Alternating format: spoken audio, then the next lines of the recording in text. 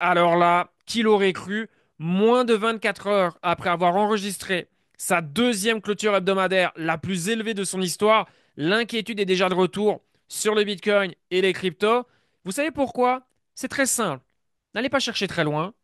Bitcoin a commencé dans le vert et très rapidement les gens, à 105 600 dollars, les gens se sont dit, on peut aller faire de nouveau plus haut aujourd'hui. C'est ce qui s'est dit d'ailleurs sur Twitter. Donc on va aller les chercher.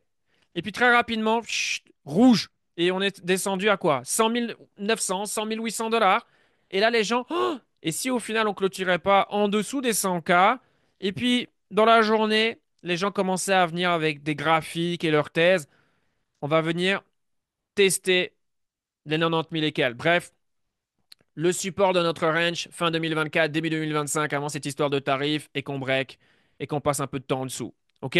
Vous voyez comme les gens peuvent changer très rapidement en l'espace de quelques heures. Là, on fait de nouveau au plus haut dans les prochaines heures. Ici, oh, on va clôturer plus bas que 100K et on risque dans les prochains jours de venir ici. Et forcément, bon, si on vient ici, qu'on teste un support, bah, il faut que le support y tient.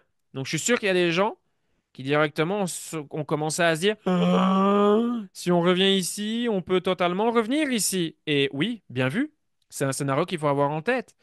Mon message ici, bien évidemment, j'ai aucune idée de quelle va être la direction du Bitcoin dans les prochaines heures, dans les prochains jours. Personne ne sait. Et ça, c'est quelque chose qu'il faut accepter. Personne ne sait avec garantie. Il faut analyser le marché, il faut pouvoir définir quels sont les scénarios possibles, quels sont ceux qui sont les plus probables, mais toujours avoir en tête le scénario le moins probable, même si c'est celui le moins souhaité. Il faut toujours l'avoir en tête. Alors, est-ce que je suis bullish? Est-ce que mon positionnement a changé depuis hier? Absolument pas. Est-ce que je suis surpris de ce qui s'est passé aujourd'hui? Non. Guys, Bitcoin est à 102 000 dollars. Et je sais ce qui s'est dit également sur Internet, principalement aux États-Unis, c'est que les gens ont pris profit sur Bitcoin et les gens sont allés sur les marchés US, notamment le Nasdaq. Déjà, Bitcoin est ouvert 7 jours sur 7, 24 heures sur 24.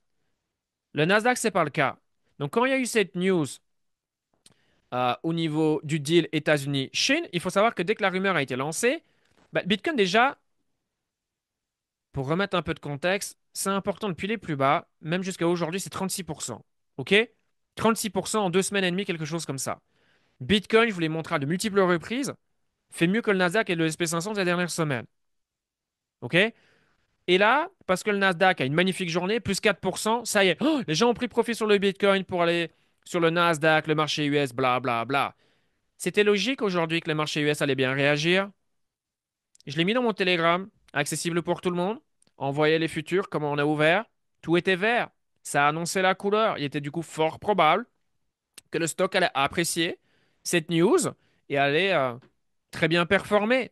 Et on a eu des stocks qui ont fait vraiment des choses. On va prendre les 7 magnifiques. Regardez-moi ça. Apple 6%, 5% Nvidia, Tesla 6%, Meta pratiquement 8%, Amazon 8%. Bref, magnifique journée sur les marchés US. Bon, fallait pas être un génie pour s'en douter. Vous voyez ce que je veux dire? Donc voilà, le Nasdaq qui prend 4, SP 500 plus 3, le Russell plus 3, le VIX qui diminue. D'ailleurs, très bonne chose, maintenant on passe en dessous des 20, c'est très très bien. Euh, les gens, en fait, leur problème, et j'en ai vu tellement ces 8 dernières années, qui se sabotent, qui se boycottent, alors qu'on a une opportunité unique entre les mains, à savoir Bitcoin. Les gens essayent de trader Bitcoin, les gens veulent que ça aille plus vite. Les gens veulent précipiter le processus.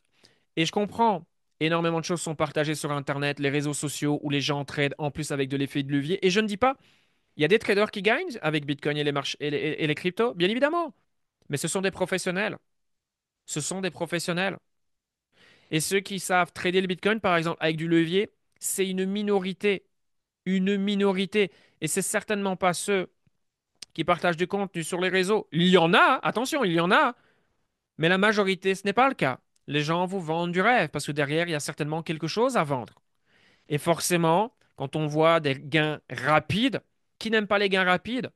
Moi aussi, j'aime bien les gains rapides, je suis humain, je suis comme vous. Si je pourrais gagner très très vite, bien sûr que je suis preneur. Mais il faut comprendre la réalité des marchés. Les gens qui gagnent big, j'insiste, qui gagnent gros en crypto avec Bitcoin, etc., le font à travers le temps en passant les hausses et les baisses, en adoptant principalement une position d'investisseur. Maintenant, je ne dis pas que vous, là, vous ne pouvez pas être un trader et faire partie de la minorité. Non, c'est possible. Si vous travaillez très, très, très, très, très, très, très, très fort, c'est possible. N'importe qui peut devenir quelqu'un qui gagne, mais il faut comprendre les stats. Les stats, c'est les stats. C'est comme le sport de haut niveau. Énormément de jeunes jouent au foot avec l'espoir de, mais c'est seulement une minorité qui va y arriver et qui ensuite vont pouvoir poursuivre leurs rêves. Parce que des fois, y arriver, c'est pas pour autant qu'on peut rester au haut niveau et faire toute une carrière. C'est la même chose sur les marchés financiers. Les stats sont les mêmes, voire peut-être même encore plus faibles. Donc voilà, trader. Parce que, regardez Bitcoin encore une fois. Le Bitcoin, alors je dis pas qu'on a acheté le bottom, mais regardez, 36% sur Bitcoin. Bien évidemment qu'ici, tout au long de cette hausse, il y a des gens qui ont essayé de rentrer, sortir, rentrer, sortir, rentrer, sortir. Ça prend du temps, ça prend de l'énergie, je ne sais combien de transactions sont réalisées. Et au final, pendant toute cette montée, la grande majorité n'ont pas fait d'argent. Il y a des gens, bah, par exemple comme moi, ça peut être vous. Voilà, moi j'ai acheté du Bitcoin à 82, à 80, en dessous. Voilà, pépère. Et aujourd'hui, même avec un achat à 82 000 dollars, 80 500, bref, peu importe. Allez, je suis à 23%, 25% sur les ordres en dessous de 80, je suis même à plus. J'ai simplement fait un achat, enfin plusieurs achats, mais un achat à tel prix, un achat à tel prix, un achat à tel prix. Et j'ai pas essayé de timer le marché, rentrer, sortir, rentrer, sortir, rentrer, sortir. C'est le problème de la majorité des gens quand ils viennent sur le marché des cryptos, c'est que les gens ont des attentes beaucoup trop importantes. Les gens tradent le marché, mais sans aucune compétence. En fait, c'est ça le problème. Vouloir apprendre à trader, ok, ça c'est bien, mais vouloir venir trader sans compétence et croire que, désolé, mais ça va pas arriver. Et si vous regardez aujourd'hui les gens qui changent leur vie, qui vont chercher l'indépendance financière, qui deviennent multimillionnaires, bref, c'est certainement les résultats que vous recherchez. Ben, je vous pose la question, est-ce que ces gens ont une mentalité court terme? Est-ce que les gens vont à gauche ou est-ce que les gens ont une mentalité, un mindset long terme et les gens vont à droite? La majorité des gens, je vous le dis, hein, j'en ai vu des gens défiler ces dernières années. Tout le monde va à gauche. Même s'il y en a qui disent long terme, leurs actions montrent que les gens ont pris, ils sont partis à gauche. Très peu de gens vont à droite et restent à droite.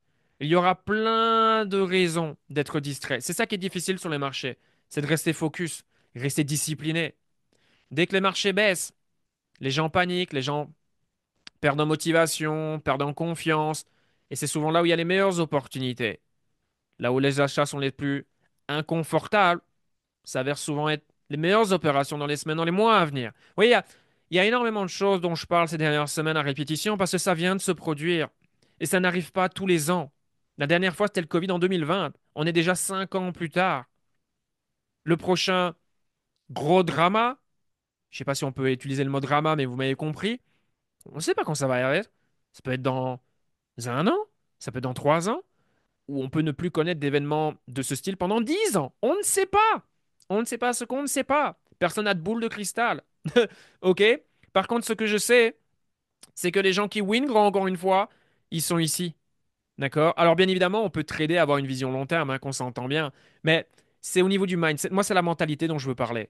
Quand je vois aujourd'hui comment les gens ont réagi sur Internet, parce que forcément, voilà, je passe énormément de temps sur Twitter parce que c'est du travail.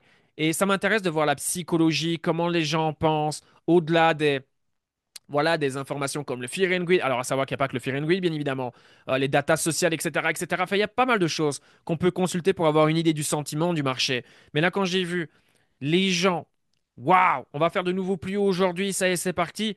Et ça aurait pu être le cas.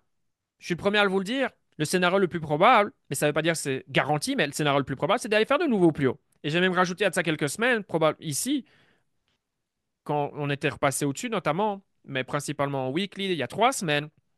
Je serais pas surpris si aujourd'hui j'avais utilisé l'expression Bitcoin met une carotte à tout le monde, dans le sens où Bitcoin allait faire de nouveaux plus hauts, de manière inattendue, on va dire, de manière surprise.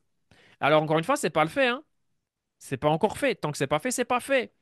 Mais voilà, vous voyez que voilà, les gens là, ça y est, c'est parti, et là, 100 000, allez, même à 100 à 1000 dollars, bref, peu importe. C'est fini, on va redescendre. On peut redescendre. En fait, les gens qui paniquent comme ça en l'espace de quelques heures, de quelques jours, le problème, c'est le mindset. je vais vous dire, je m'en fous si le Bitcoin descend. Bien sûr, je préfère qu'il monte, comme tout le monde. Mais je sais que c'est pas moi qui contrôle ça. Donc, je suis préparé.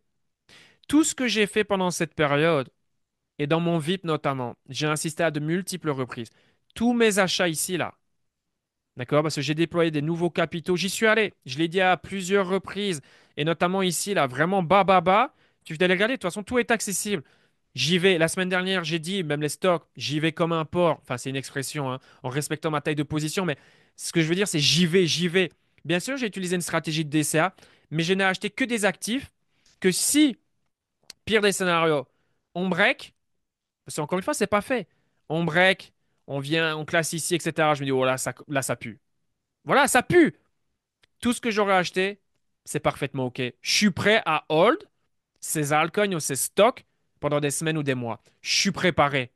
Donc maintenant que le marché, il est parti dans la bonne direction, dans ce qui est selon moi le scénario le plus probable, bah, OK, génial. C'est super. Bah, c'est super. Mais encore une fois, rien n'est fait. Et si on revient en décembre, je suis OK avec ça. Vous voyez un petit peu l'idée, le mindset, l'approche. Voilà, après, moi, voilà, c'est comme ça que je fais les choses depuis 8 ans. Moi, je suis un investisseur, je suis pas un trader. Bien sûr, si le marché fait pas grand-chose, bien sûr, je trade.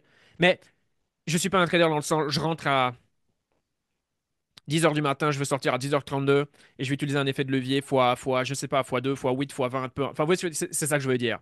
C'est pas ce que je fais. J'ai pas les compétences, donc je n'ai absolument aucune raison de le faire et je n'ai même pas envie d'apprendre. Parce qu'aujourd'hui, la manière dont j'agis depuis 8 ans, c'est ce qui me permet de gagner. Et c'est pas pour parler de moi, on s'en fout. C'est juste pour vous inspirer, si on peut dire, mais mes débuts, j'aurais cru que j'allais faire plus d'argent. Parce qu'encore une fois, on ne contrôle pas le marché, on ne sait pas. Tout simplement, puis on va faire des erreurs, enfin bref. Il peut se passer énormément de choses. Des fois, on peut avoir de la chance. Un énorme investissement qui explose, ça change notre portfolio, bref. Ça arrive. Mais voilà, je me suis dit, oh, ok, comme j'aime dire, très souvent, les gens surestiment ce qu'il est possible de faire sur une courte période de temps, mais c'est là où je veux en venir. Les gens sous-estiment ce qu'il est possible de faire sur une plus longue période de temps. Et aujourd'hui, quand on m'aurait demandé en 2018, là où je serais aujourd'hui, j'aurais eu du mal à y croire. J'aurais du mal à y croire, même si dès 2018, avec les heures que j'ai mis, j'étais ultra bullish. 7 ans plus tard, sincèrement, je vous le dis, je suis honnête, j'aurais pas cru que je serais là où je suis aujourd'hui. J'aurais pas cru. Vous voyez, donc, voilà, aujourd'hui, quand on adopte une position, pardon, d'investisseur, c'est beaucoup plus simple. Puis même au niveau des émotions, même au niveau du lifestyle. Enfin, je veux dire, je vais pas dormir en étant inquiet ou non, je dors très très bien la nuit. J'ai une bonne vie du lundi au dimanche. Je fais ce que je veux. Je veux dire, mais ce que je veux dire, je suis pas là à regarder 36 fois mon téléphone. Euh, je fais ce que j'ai à faire. Je travaille, mais je suis pas. Pourquoi faire? Tu vois ce que je veux dire. C'est certainement pas une vie. À quoi bon gagner de l'argent si vous tuez la santé, vous êtes pas bien, vous êtes de mauvaise humeur, vous êtes. Est-ce que je veux dire ça? Alors, certains. C'est le cas, ils font beaucoup d'argent. Bon, après, il vaut mieux. Il y en a, ils sont de mauvaise humeur, ils font pas d'argent. Certains diront, bon, si on fait beaucoup d'argent avec une mauvaise humeur pendant une petite courte période de temps, ça va, on prend. Mais vous avez compris l'idée. Vous avez compris l'idée. Donc, voilà, c'est assez intéressant, le sentiment qu'on vient de voir sur le Bitcoin et les cryptos. Je suis vraiment curieux de voir les prochains jours, vraiment. On va voir le CPI dès demain. Bon, je pense que les chiffres vont être plutôt bons. Donc, je suis pas trop. Enfin, je suis pas inquiet, mais vous voyez ce que je veux dire? Voir comment les gens vont réagir. Donc, on a le CPI dans les prochaines heures. Mais en revanche, on a une très très bonne news. C'est Coinbase. Waouh! Grand bravo Coinbase qui intègre le SP500, première entreprise crypto à rejoindre le SP500. Ça veut dire quoi? Ça veut dire que toutes les personnes qui aujourd'hui hold vont acheter un ETF qui réplique la performance du SP500, bah vous avez une exposition indirecte sur Coinbase et donc les cryptos. Voilà, c'est aussi simple que ça. Petit à petit, la crypto arrive du côté de Wall Street. Bon, on a eu les ETF Bitcoin, vous le savez, je pense, hein. C'est historique. Ce que les ETF Bitcoin ont donné comme chiffre, comme résultat en 2024, même ici en 2025. Enfin bref, alors qu'ils n'ont pas encore réellement commencé la promotion en interne. Réellement, ça n'a pas encore démarré. Ça, personne n'en parle réellement. Et ici, voilà, boum, Coinbase, bingo! Rejoindre le SP500, forcément, il y en aura d'autres. Qui est le prochain? Nous verrons bien. MicroStrategy ou il y en aura d'autres. De toute façon, d'autres entreprises vont commencer à adopter Bitcoin, à mettre voilà, à prendre du cash et mettre Bitcoin dans leur trésorerie. Donc voilà, très très très grosse nouvelle. Forcément, le stock Coinbase va apprécier la news dès demain. Voilà. Et ça va être bon. Forcément, ils vont devoir acheter. Ah là, il va avoir des achats. Forcément, il va falloir acheter du stock Coinbase. Donc voilà, ça c'est une très très très bonne nouvelle. Et pas uniquement pour Coinbase. C'est une bonne nouvelle pour l'écosystème crypto. Encore une fois, la crypto, on est encore au tout début. On vient de loin, sachez-le, on vient de loin. Avec les ETF Bitcoin, ça a été une victoire exceptionnelle parce que c'est littéralement, voilà, le monde qui nous dit, vous êtes les bienvenus. Et voilà, on peut être safe. Il y a de ça encore quelques années en arrière, on pouvait dire, ah, ils vont nous mettre des bâtons dans les roues, ils vont nous compliquer la vie, ça peut être illégal, ils peuvent, ouah, ça peut, vous voyez ce que je veux dire? Il fallait y penser. Surtout comme moi, quand on se dit, ouais, on va faire carrière, on va partir là-dedans, on y va all-in. Ah, il fallait prendre en considération ce potentiel risque. Et aujourd'hui, bon voilà, on, on est tranquille. Et voilà, aujourd'hui, Coinbase qui rejoint le SP500. Félicitations à eux. Grand bravo, Brian Armstrong. Je pense qu'on est tous passés par Coinbase à un moment ou un autre. Moi, c'est la plateforme avec laquelle j'ai démarré en 2018. Donc voilà, c'est bien toutes les personnes qui vont investir sur le SP500 sans le savoir ou qu'ils aiment pas la crypto. Ah, c'est beau. Ils seront indirectement investisseurs sur le marché des cryptos. Donc voilà ce que voulais vous partager aujourd'hui. Vraiment super intéressant ce switch chez les gens en l'espace de quelques heures sur le Bitcoin. Et forcément, les cryptos, c'est normal. Pendant 2 semaines, ça a été magnifique. Donc, c'est normal qu'il y a des altcoins qui ont pris -5, -7, -10, -12, voire plus. C'est normal. D'accord? Et je vais même vous dire, ce qui vient de se passer ici, ça peut être très bien. Sur le Fear and Greed, notamment, est remonté. Il n'y a pas réellement engouement. Voilà, on se stabilise. On est à 102 000 dollars. 102 000 dollars, ok? On va voir le CPI demain. Mais voilà, je pense que ça va aller. Bon, si c'est pas le cas, attention à la volatilité, ça pourrait être bien rouge. Mais même si c'est le cas, en fait. Même si c'est le cas. Ok. Juste chill and relax, comme j'aime le dire. Sur ce, si vous aimez ce genre de contenu, n'hésitez pas à mettre un like, voire à partager, ça fait toujours plaisir. Et puis voilà, si vous voulez beaucoup plus d'informations CryptoBox, mon canal Telegram gratuit est disponible en description. Sur ce, prenez soin de vous, bonne semaine et à la prochaine. Ciao, ciao.